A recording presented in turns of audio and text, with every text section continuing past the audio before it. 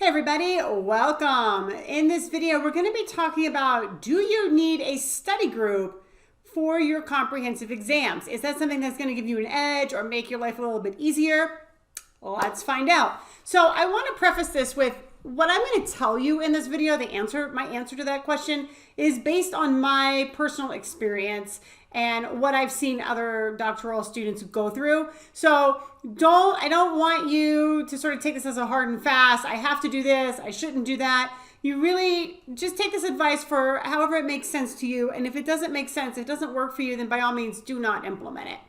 But all right, let's get into the question. Do you need a study group for comps? Not necessarily. And if you're doing really well and you're really strong in terms of your understanding of the literature and in your writing, then I would argue no, okay? It's not so much that you need a study group, it's that you need a study process, okay?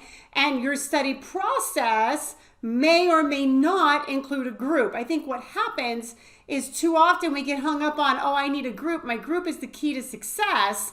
As long as I get a reasonably competent group, obviously, my group is the key to success. But if your group and you as a person don't have a process for how you're going to approach studying, then that group really doesn't matter. And if that group's process and how they do things and what they focus on doesn't align with what you need to be doing and focusing on, then that also won't work, okay? So I think it really all comes down to process, and a group may or may not help. Now, let's say that you have a group, all right? You need to determine how well that group is serving you, okay? If you're gonna form a group, your group needs to come up with some very clear guidelines and expectations of what it is that you're working towards, what you're trying to accomplish, and then what you're doing each week to work towards accomplishing those goals, okay?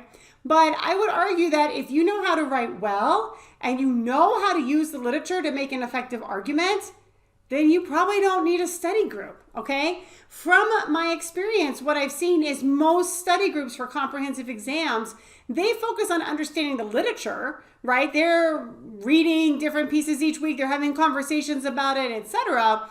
But they don't focus when it comes to writing, even if they do practice, some sort of practice comps, because I have seen study groups that they will, get an old question or make up a question or get a faculty member to write a question for them, and they'll do a practice as a group.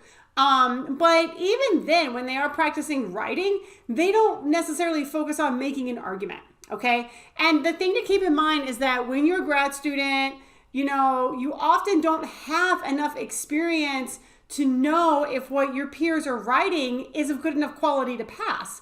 None of you have passed comps before, okay? So, there might be some obvious standouts, right? Where stuff is so amazing that of course it would pass, or stuff is so bad, of course it wouldn't pass. But what about that blurry in between where most of us fall, right? When you're a grad student, you and your fellow students, right? You don't know if what you're writing or what your peers are writing is a good enough quality, and you don't know necessarily how to judge it and give feedback in such a way that it's going to propel an individual forward and help them make progress in their writing. So I would say here that if you are going to work with a group, be very careful about who you get writing advice from, and be very careful about what you do with that writing advice, all right? If anything, I might want to have in my group somebody that has gone through comprehensive exams, has passed it, and is now in the dissertation phase. They will probably be able to give a little bit better advice.